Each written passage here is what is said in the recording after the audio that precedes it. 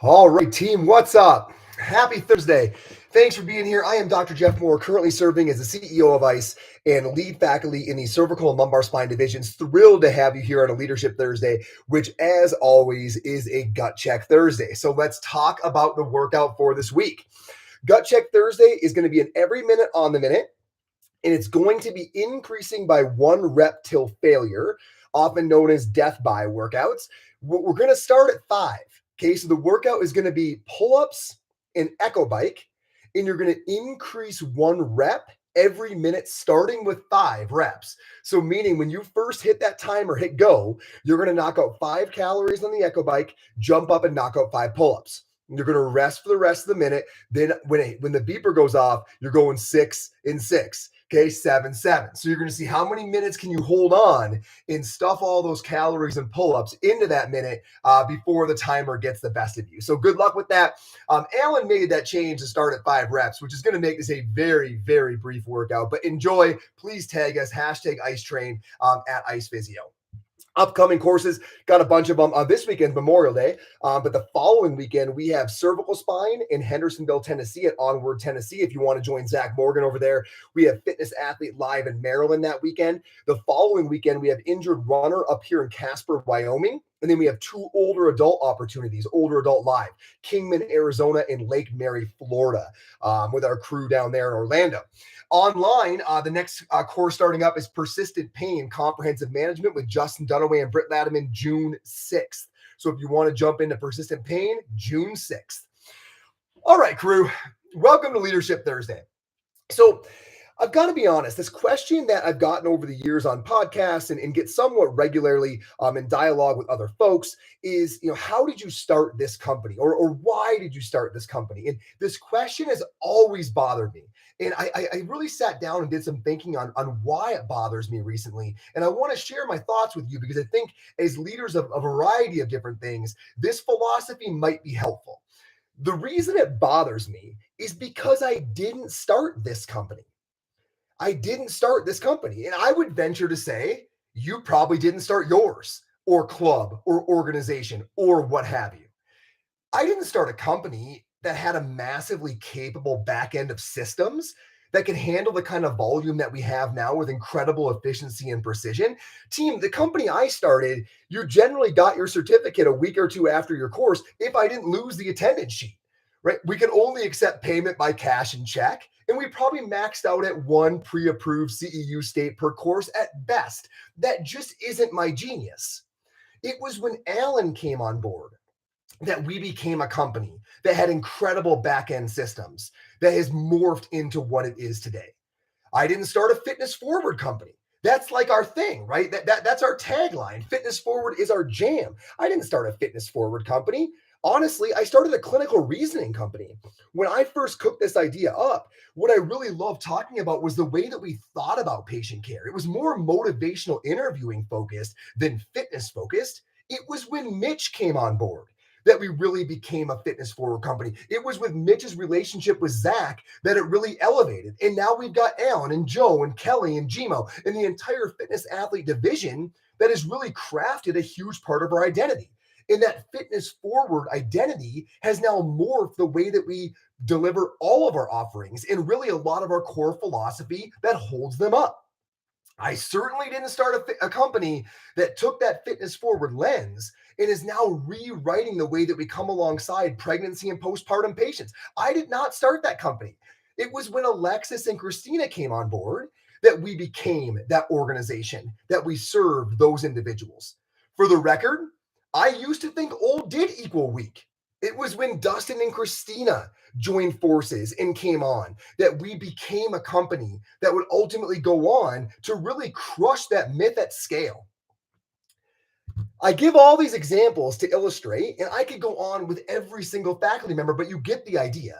I give all these examples to illustrate how different, and by different, I mean barely recognizable, the company that is modern day ICE, how different it is from the one that I started.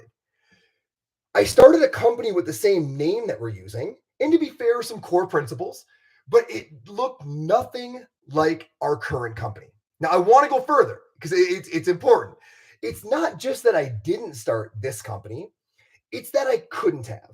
Right? To be really candid about all of this, Alan's organizational capacities and mine differ. Namely, he is very organized. Mitch and Zach have a very different skill set in the fitness realm than I do. Namely, they have one, right? My knowledge of pregnancy and postpartum rehab is pretty much limited to whatever Alexis and Christina have taught me. It's not that I don't have some skills, but I definitely do not have those skills. So it's not just that I didn't start this company. It's that I couldn't have started this company if I wanted to, because none of those things are really in my wheelhouse.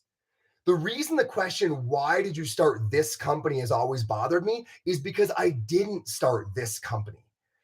Now, some of you will say this is semantics, right? Some of you will say that this is just playing around with words. It's not. And I'm going to go further. And I've done a lot of thinking on this in the past couple of weeks.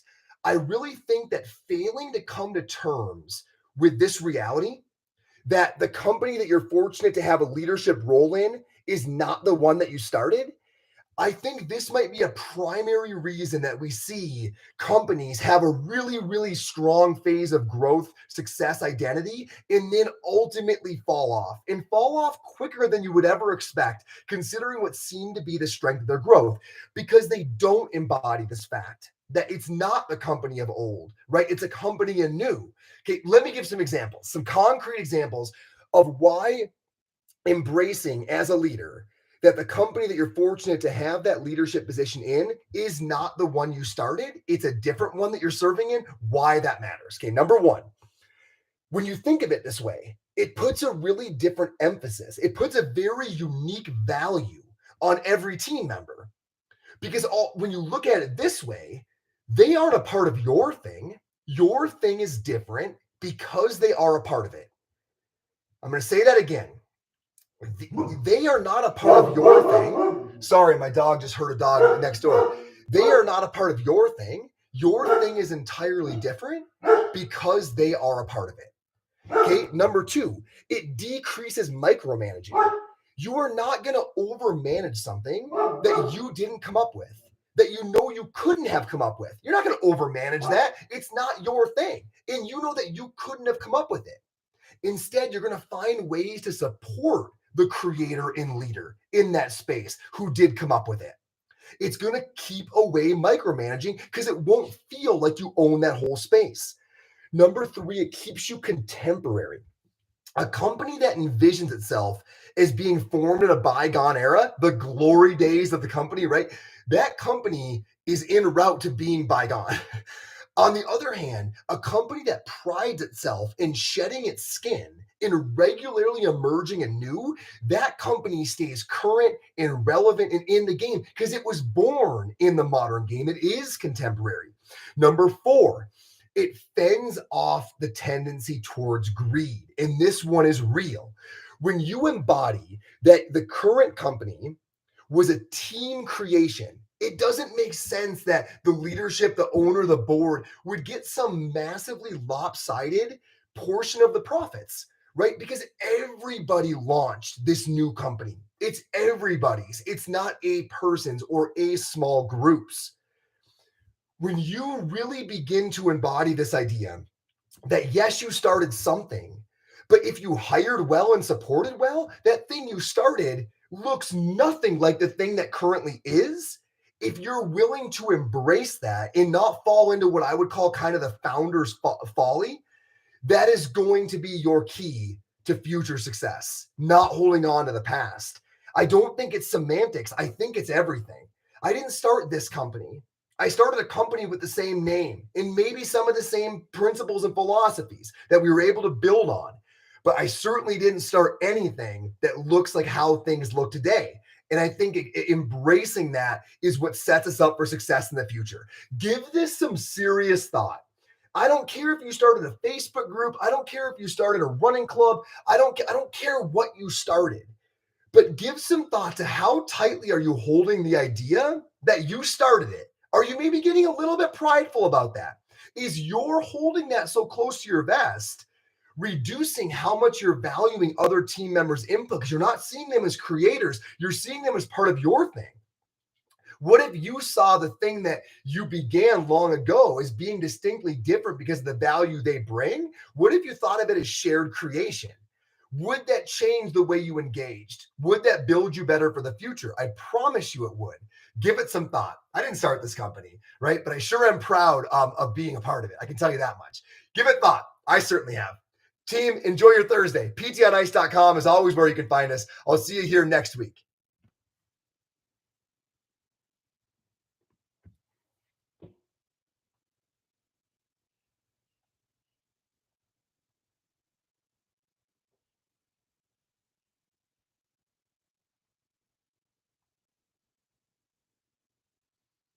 I didn't start this company.